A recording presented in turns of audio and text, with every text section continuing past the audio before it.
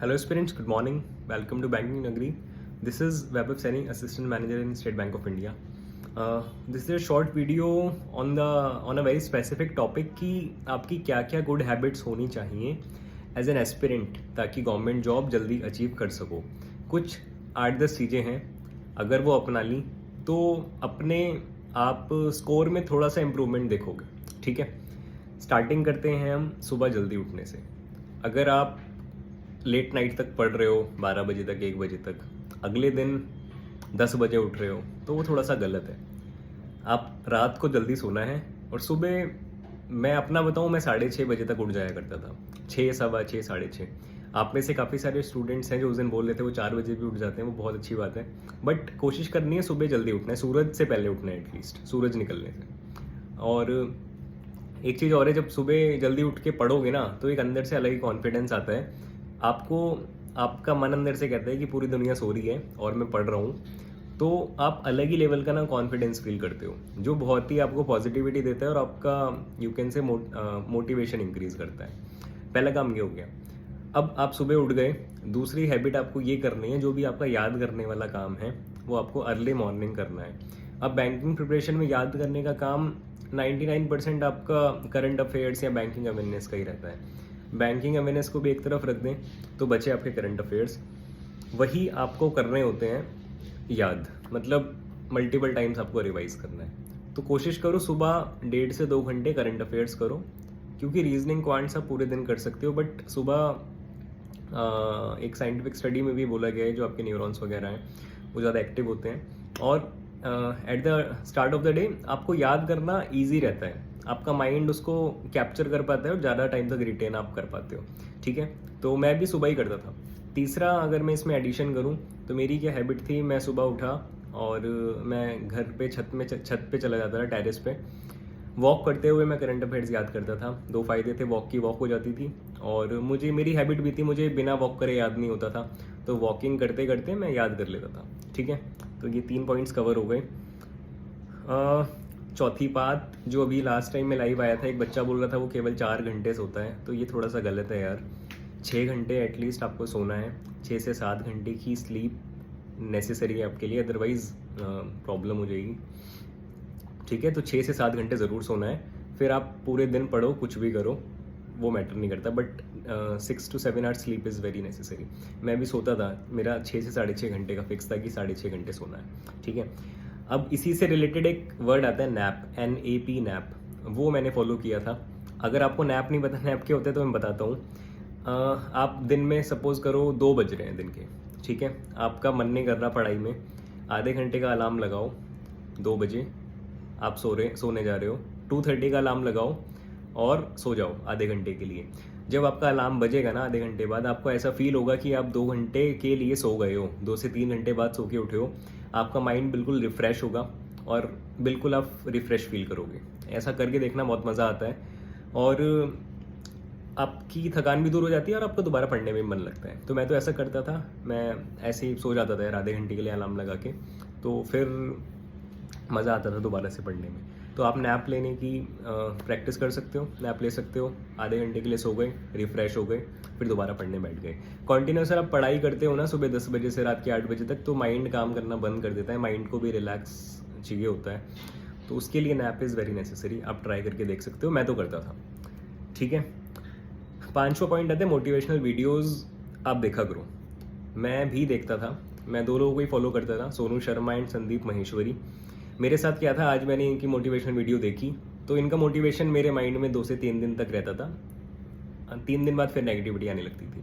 तो मेरा क्या रूटीन बन गया था कि मुझे मोटिवेशनल वीडियोस देखनी है, तभी मैं मोटिवेटेड रह पाता था। तो ये ज़रूरी है थोड़ा सा, क्योंकि एक तो मोटिवेशनल वीडियोस देख के ना आपको थोड़ी पॉजिटिविटी आती है। जिस एग्ज़ाम को आप फोकस कर रहे हो उसका आपको टारगेट अचीव होता हुआ दिखाई देता है कि हाँ ये अचीव हो गया तो मैं ये सब हासिल कर पाऊँगा। ठीक है, तो वीडियोज़ आप देखा करो, मोटिवेशनल वीडियोज़, एटलीस्ट आपका माइंड पॉजिटिव होता है। अगर माइंड पॉजिटिव है ना तो आप अपने 100% दे पाओगे और अपना बेस्ट कर पाओगे प्रिपरेशन के दौरान और एग्ज़ाम में भी। तो 5वां पॉइंट है मोटिवेशनल वीडियोज़, ट्राई करके देखना, बेनिफिशियल लगे तो कंटिन्यू करना, otherwise it's not necessary, but I can bet it will give you a boost in your preparation. ठीक है. 6th पॉइंट आते हैं मोबाइल. यार mobile is we can say it's a boon but it's also a bane nowadays. अगर आपको 10% इसका use हो रहा है ना तो 90% आप इसका मिसयूज़ कर रहे हो. जो मेरी वीडियो देख रहा है अभी, आप सब आई थिंक बैंक की ही तैयारी कर रहे हो, और आप यकीन नहीं मानोगे, अब दिन के 1.5 2 3 घंटे, 2 घंटे तो मिनिमम अगर मैं बोलूँ तो आप व्हाट्सएप, इंस्टा, फेसबुक, और अब तो बहुत कुछ और भी है, टेलीग्राम है, इंस्टा का एक और कुछ आ गया है, तो आप इस पर 2 घंटे आराम से निकाल देते हो, आपको पता भी नहीं लगता. अगर आप 10-10 मिनट भी यूज़ कर रहे हो ना, पूरे दिन आपके 2 घंटे गायब. थोड़ा इन चीज़ों से बचना है. केवल उस ऐप पे रहो जहाँ से कुछ स्टडी मटेरियल आपको मिल रहा है, जहाँ से आप प्रिपरेशन कर रहे हो. जो बाकी सोशल मीडिया ऐप्स हैं सब अनइंस्टॉल कर दो. 1 साल बाद, 6 महीने बाद जब सिलेक्शन हो जाएगा तब इंस्टॉल कर लेना. जो फ्रेंड्स आज कनेक्टेड हैं, अगर उन्हें रहना होगा वो 6 महीने बाद भी आपसे कनेक्टेड रहेंगे. जिनको नहीं रहना होगा वो चले जाएंगे. ठीक है. तो मैंने सारे सोशल मीडिया ऐप्स अनइंस्टॉल कर दिए थे. मेरे मोबाइल में केवल और केवल व्हाट्सएप था, क्योंकि अब से 3 साल पहले व्हाट्सएप पे काफ़ी स्टडी मटेरियल शेयर होता था ग्रुप्स में. उस टाइम पे टेलीग्राम पे इतना नहीं होता था. तो सब अनइंस्टॉल कर दो, कोई पूछने वाला नहीं है. जिसे रहना होगा रहेगा, नहीं रहेगा चला जाएगा. दोबारा से फ्रेंड्स बन जाएंगे, सब हो जाएगा. ठीक है. But in social media app से दूर रहो. आपके दिन के 2 घंटे ख़राब ये कर रहे हैं. ठीक है. मोबाइल का यूज़ हो गया. और नैप मैंने आपको बता दिया. 1 more point, 7th point is, ये आपकी मॉर्निंग से रिलेटेड है. आप अर्ली मॉर्निंग उठें. आपको करंट अफेयर्स याद करने से पहले टू डू लिस्ट बनानी है कि आपको आज के दिन में करना क्या है, सुबह से लेकर शाम तक.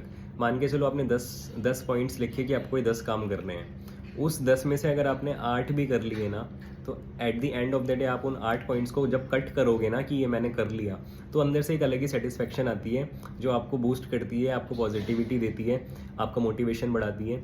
और ये तो मेरे साथ तब भी होता था जब मेरे एग्ज़ाम्स थे बीटेक के. तो मैं क्या करता था, जो सिलेबस, जो डेट शीट है उसको पेस्ट करता था रूम की दीवार पे. तो आके जब मैं उस एग्ज़ाम को कट करता था ना कि ये हो गया, तो बड़ी पॉजिटिविटी और सेटिस्फेक्शन मिलती थी अंदर से. तो अपनी टू डू लिस्ट बनाओ डेली.